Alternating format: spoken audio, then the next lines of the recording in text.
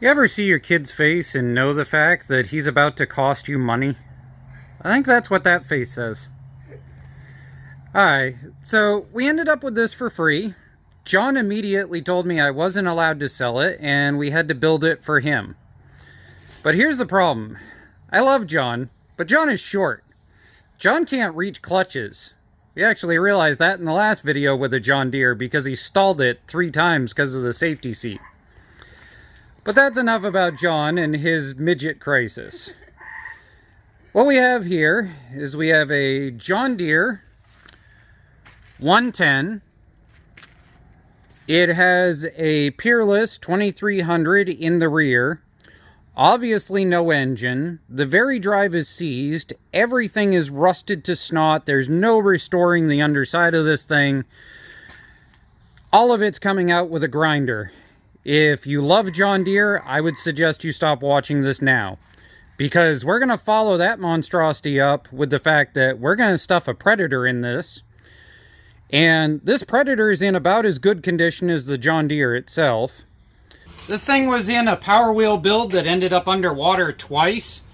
The cylinder I can hear is rusted, so it's in perfect condition. Let's see here.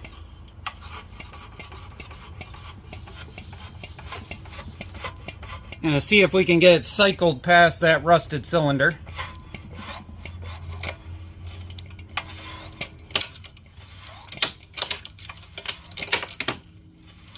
There, perfect. That should hone itself out, right? By the way, you ever want to go and mess with the algorithm that's on Google? Look up Predator Deer. You will see some really interesting images, I'll tell you. That was a whole aspect of Google I didn't know existed. But the big key to this is this clutch. So this is a centrifugal clutch with a pulley already on it. Now, we've done some work with these already.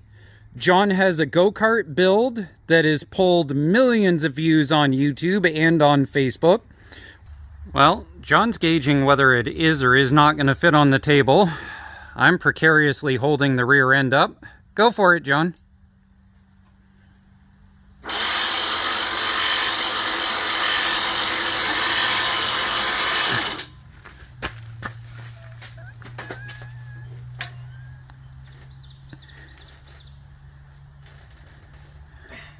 Yep, we got the fast person up front, and we got the fat guy in the rear. It's working out good. What are you doing? It's trying to turn to the other side or more. Oh, yeah, the steering in this thing is right royally shot. Okay, I'm taking a break. That was about an hour to get all that variator drive assembly out of there in about 5 different pieces. I wanted to pass on one thing about using a plasma cutter like this. When you get into a 220 plasma cutter, you do not want to be lazy like I have been here, where I just keep throwing it onto here and stuff like that. Because the problem is, if this is on rust, and your hand that is not holding the torch is a better ground, it will make sure you know so. I've been zapped at least 3 or 4 times to the point that now my left arm is twitching. But all of that is out. The only thing I care to save is this bar right here. This is the brake lever bar that attaches to this right here. Otherwise than that, I could care less about everything else underneath here. When I get done with my left arm shaking, I'm going to see if we can pop out this transmission, and then we'll go from there. Probably about 80% of the lifting assembly is now out. We have decided to leave the bar and the 2 pivots and the 1 bar that was going back, because that would give John a handbrake John tends to prefer hand brakes rather than foot brakes on stuff of this nature. I don't know. He's kind of weird that way. I don't know either. Maybe he's a future drifter, but we don't have much of that here in Maine. So to be honest, I'm hitting the point where either that's going to drop out of there or I don't care, because we have done everything to try and test this transmission, but it keeps not acting appropriately. So I'm going to jack it up and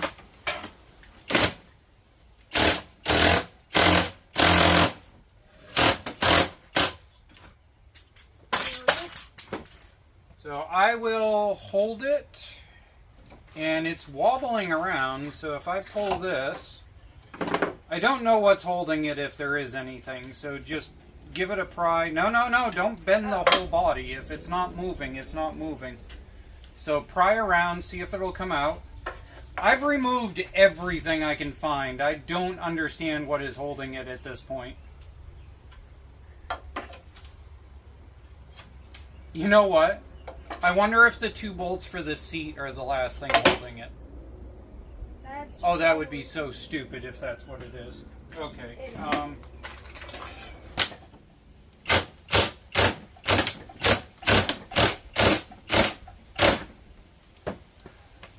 This table is not liking this project.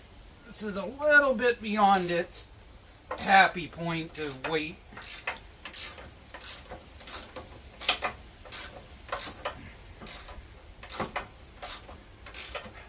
I hate these John Deeres.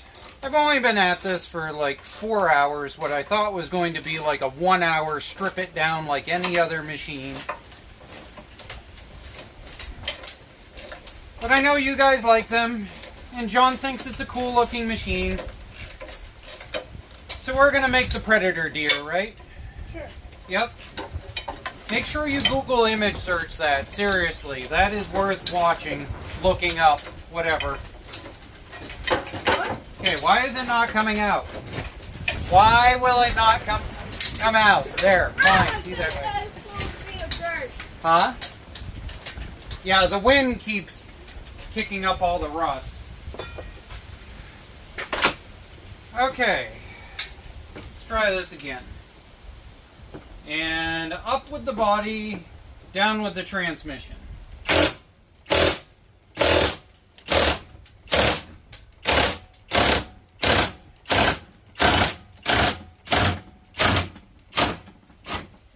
Okay, we're getting to the skittish point here.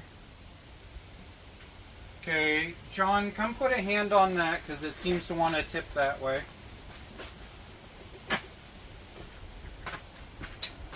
Okay.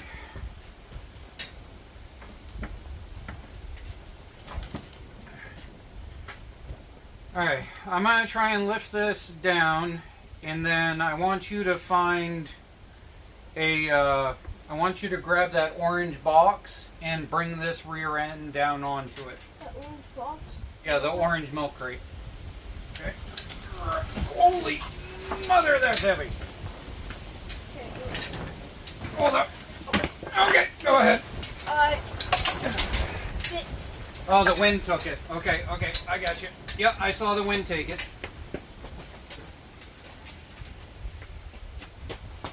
Yeah. Is that gonna fit? You stupid John Deere. Fine. Grab a board. Anything. Yep. Grab that one out from under my feet. There you go. Yep. Okay. Come down on it. So change that to reverse and come down on it. Yep. Good. Okay. Let's see if the transmission's actually any good, and then we'll go from there. On today's episode of You Can't Buy It, Build It, we ripped off the deck pulley off of this extremely high quality MTD deck. We're just out to match rust with rust today, I think. So, these things always get worn down. They're worthless once they wear down. So, I welded the deck pulley onto the other side of it. And now we're going to strap it onto that because we still do not know if this transmission even actually functions. After fixing the stuck brake, we now should be able to try this. So that should be neutral for us to be able to spin it up. Whoop.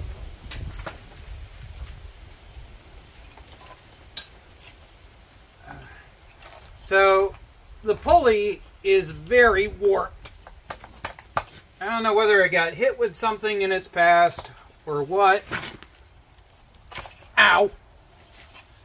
Oh, I've had enough of this John Deere. So we're going to see if it'll spin in neutral. Try and keep the RPMs low.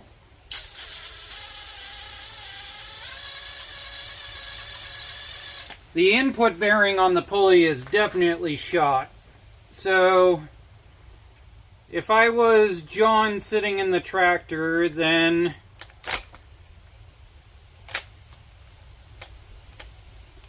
that should be first gear for forward.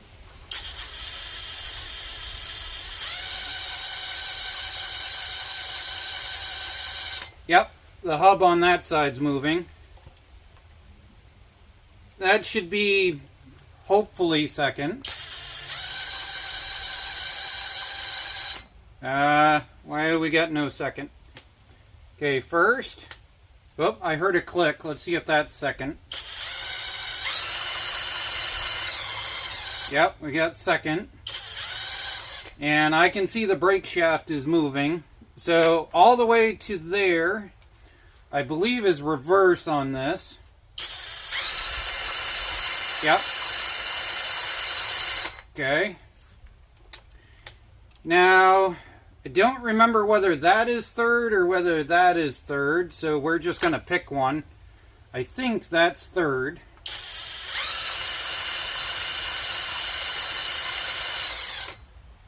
And now, whatever is right there. That's neutral. Why do we not have something? There should be another gear there.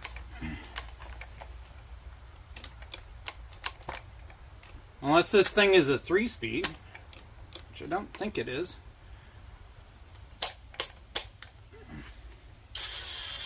Hey John, while I rotate this slowly, can you pull that direction? No.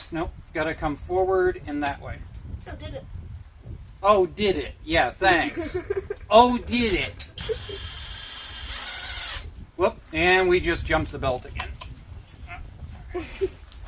Oh, did it, he says. Yeah. Okay, so the brake is moving. We've got all of our gears. Our input pulley is absolutely toast. Our input shaft is absolutely toast. But I don't know.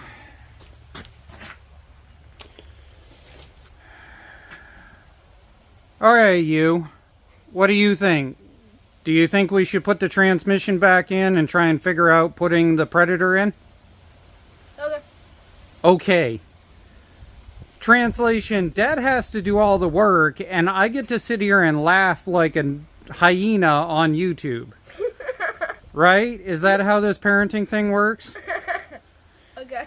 Alright. Say bye-bye.